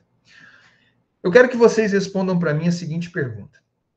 A partir do perfil do parque eólico brasileiro, qual o potencial, falo potencial porque isso aqui é uma estimativa, né? Qual a potencial variação de emissões de gases de efeito estufa, em percentual e em milhões de toneladas de CO2, em 2030? O gráfico é 2029, mas considere, tá? Se o que for Se o que for, nossa senhora, se o que for planejado, digamos assim, no PDE, desculpe, se o que for se o que for planejado aqui for realmente executado, se isso de realmente acontecer, as emissões aumentarão ou diminuirão? Então, de novo, você tem esse mapinha aqui de projeções em 2019, você tem a capacidade instalada em 2019 e tem a capacidade instalada por fonte de geração de energia elétrica em 2029. Eu quero que vocês usem esses indicadores aqui, né? Tonelada de gigawatt-hora. Usa esses indicadores, né? E calculem para mim esses fatores de emissão e calculem para mim. Se exatamente o que for planejado em 2029 acontecer, ou seja, 104 gigawatts de hidroeletricidade, 35. Se isso acontecer, eu quero saber, comparando 2019 com 2029, se as emissões do parque elétrico do Brasil, elas vão aumentar ou vão diminuir, né? Use os fatores de emissão nos slides anteriores. Assuma que a expansão em geração distribuída ela é 100% de energia solar, ou seja, isso daqui ó, é 12 gigawatt, 100% de energia solar. Não considera a energia nuclear, tá? Assumir os fatores de capacidade média de 2019. O que são esses fatores de capacidade média? Deixa eu só mostrar aqui para vocês. Eu não sei se vocês já têm aí a planilha, mas a planilha ela está aqui, ó. Essa é a planilha que vocês já têm, bonitinha, só calcular, né? O que eu fiz aqui? Ó? Já joguei até os valores para vocês, olha que beleza. Vou aumentar um pouquinho, né? Então aqui, ó, isso aqui é a capacidade instalada em 2019 e 2029, de cada uma delas, né? Aqui eu já porque aqui a gente está em potência, né? Em capacidade instalada. Aqui eu já transformei em energia. Gigawatt para gigawatt-hora ou terawatt-hora. É só multiplicar 365 dias, 24 horas por dia. Então, você tem horas, né? Isso aqui é a energia, né? E esse daqui é um fator de capacidade, que vocês devem considerar. O que é o fator de capacidade? Alguém sabe o que é fator de capacidade, pessoal? Não? É a energia que pode ser produzida em relação à energia que é gerada por uma indústria. É o contrário. É a energia que é efetivamente gerada pela energia que pode ser produzida. Muito bem, Lucas. O que isso significa? Significa que 49%, isso aqui é fator de capacidade médio, tá? Vai depender muito do operador nacional do sistema, se tem água, se não tem, enfim. Mas 49% de fator de capacidade significa que apenas 49% desta capacidade de 855 será efetivamente gerada. Certo? E isso serve para os outros. Você vê que a energia solar é uma energia que tem um fator de capacidade sempre muito baixo, né? Por conta, hoje, por exemplo, geraria pouco, não está com sol a pino, né? A energia eólica também não é das melhores, mas ela é mais controlada. Então, eu quero que vocês façam esse cálculo para mim. Os fatores de emissão aqui... Opa, desculpe. Os fatores de emissão tá nos slides anteriores. Aqui tem a quantidade de energia que é efetivamente gerada, né? E aqui eu quero que vocês calculem as emissões e falem para mim, vai aumentar ou vai diminuir? Certo? Vamos fazer o seguinte, podem fazendo aí, eu vou ficar na sala, tá? Vou deixar o vídeo gravando, sem problema, mas qualquer dúvida vocês perguntem aí no chat, né? Só me dá 5 minutinhos para eu ir ao banheiro e já retorno, mas vão tocando, daqui a pouco a gente conversa. Alguma dúvida em relação ao exercício? Não? Então baixem lá. Esse exercício aqui é um exercício avaliativo, tá? Então, é bom que vocês façam. Beleza, gente? Então, ok. Vamos aí uns 15 minutinhos, 20 minutos, nós retornamos. Daqui a pouquinho eu volto, e aí se vocês tiverem dúvida, certo? Obrigado.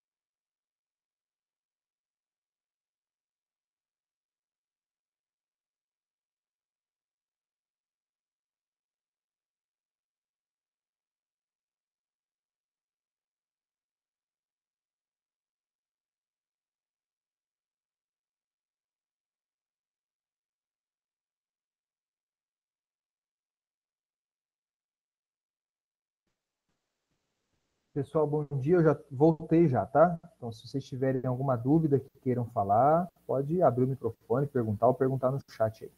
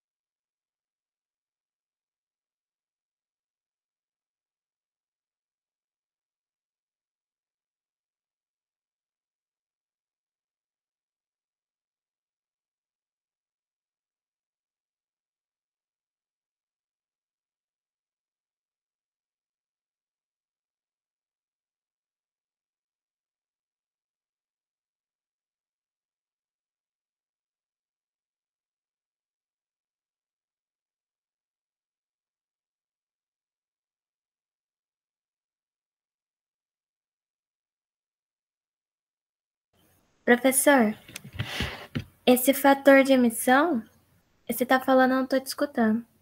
Monique, melhorou? Isso. Agora eu tô te escutando. Tá. Esse fator de emissão, eu tô pegando aqui do slide 18. É isso mesmo, né? Exato, exato. Ali, só cuidado com as unidades, tá? Lá eu acho que em tonelada de CO2 equivalente, então já está transformado, considerando todos os gases de efeito estufa, né? Por gigawatt-hora, né? Gigawatt-hora, exatamente. Tá? São exatamente esses fatores aí.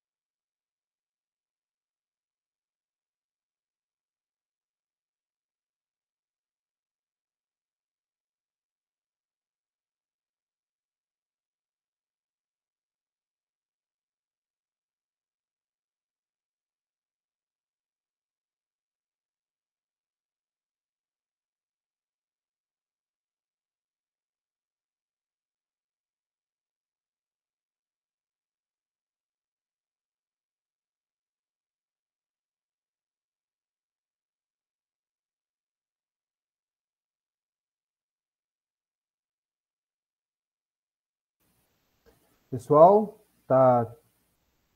alguém já tem aí algum resultado já?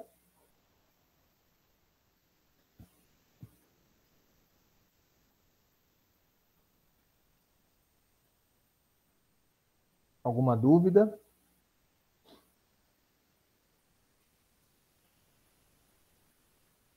Ok, qualquer coisa, só perguntar. Dá mais uns 5 minutinhos aí nós já discutimos os resultados. Professor, sou eu de novo. O que, Pois que não, seria Monique. esse GD? Geração distribuída. A geração distribuída, eu não achei ela no gráfico. Não, nos fatores de emissão, você disse? Você falou para considerar 100% de energia De solar. energia solar, exato. É Agora a que eu mesma vi. coisa. Né? E para modificar os valores, eu elevo a 10 a terceira. Para modificar quais valores? Os valores de fator de Tem que... emissão. o fator... Não, mas por quê? É porque o valor que está no gráfico é diferente do valor que eu tenho que colocar na tabela. O valor que está... Você diz do fator de emissão. Isso. Tá. Não, não sei, tem que fazer. Tem que fazer essa conta. Lá está em tonelada de CO2 equivalente por gigawatt-hora, certo? Uhum. E a geração é em terawatt-hora. Gigawatt, terawatt significa giga vezes 10 a 1000. Então, se você quiser fazer... dividir por 1000. Exato. Pode ser dividido por 1000, então. Dividido por 1000. Exato. Ok. É o fator de emissão dividido por 1000. Ok. Obrigada.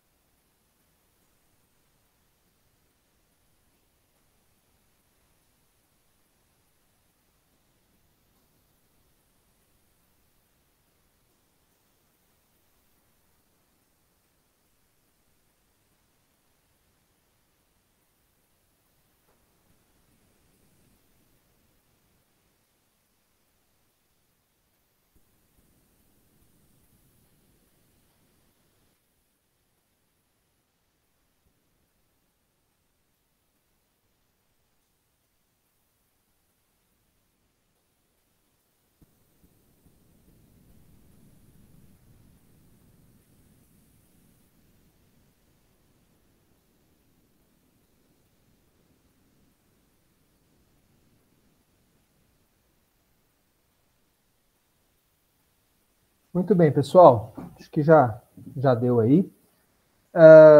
Esse exercício especificamente aqui, eu quero que vocês, depois eu vou abrir lá no Cigar um espaçozinho para onde vocês possam postar, tá? Isso vai acontecer até hoje, após o almoço, que é um exercício bem rapidinho, mas eu só queria saber de vocês. Vamos fazer aí uma avaliação. Eu quero saber se a emissão vai aumentar ou vai diminuir. Adriele, o que você achou? Aqui aumentou, professor. Aumentou? Aumentou muito? Aumentou de 40, não sei se está certo os Tá, resultados. fica tranquilo. De 48 para 71. Tá. Alexander? Professor, eu não consegui terminar o exercício, não. Tá. Alguma dúvida? Alguma coisa que... Eu fiquei com dúvida na hora de calcular a tabela do MT-CO2. Tá, milhões de toneladas. Beleza. Tá? Então, alguma coisa a mais que... Não, tranquilo. Certo? Douglas, aumentou ou diminuiu? Aqui eu não consegui finalizar também não o exercício. Mais alguma dúvida que possa... Alguma dúvida específica que você tenha? Não, eu não consegui mesmo desenvolver ele. Tá. No geral. Ok. Rafaela, aumentou ou diminuiu? Professor, eu não soube como calcular a última parte da tabela, as últimas duas colunas. As últimas duas colunas. Ok. E Jéssica? Eu também estou aqui terminando de calcular as duas últimas colunas, professor. Tá. A gente vai fazer o seguinte, já vou dar uma parte da resposta para vocês, tá? As emissões, elas vão aumentar.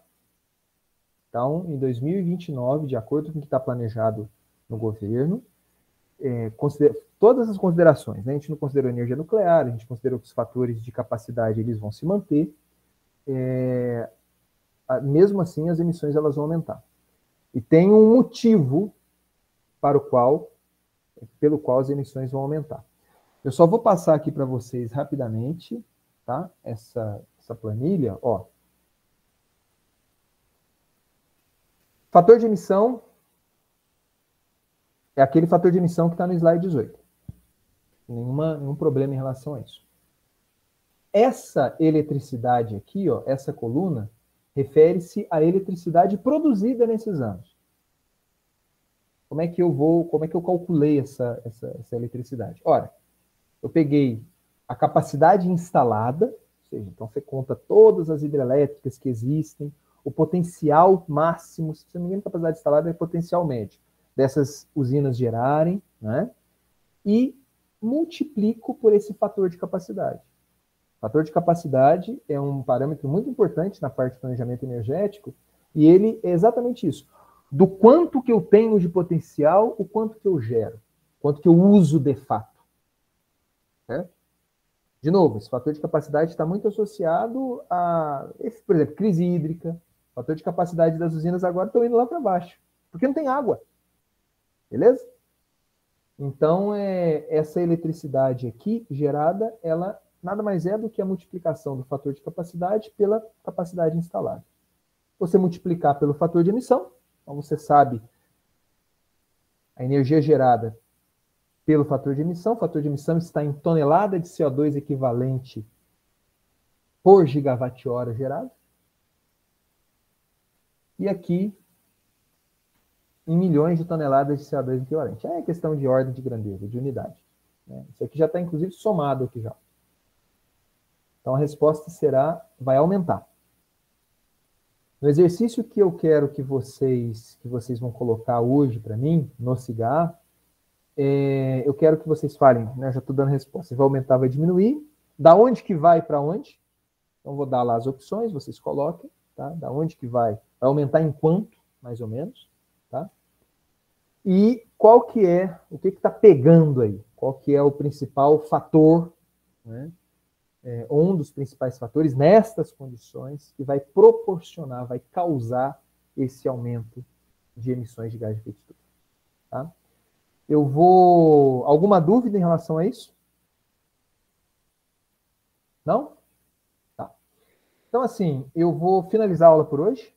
Tá? Na semana que vem, nós continuamos aqui com esse outro indicador, o indicador de balanço energético, e aí varremos aí as alternativas de produção de energia elétrica, né?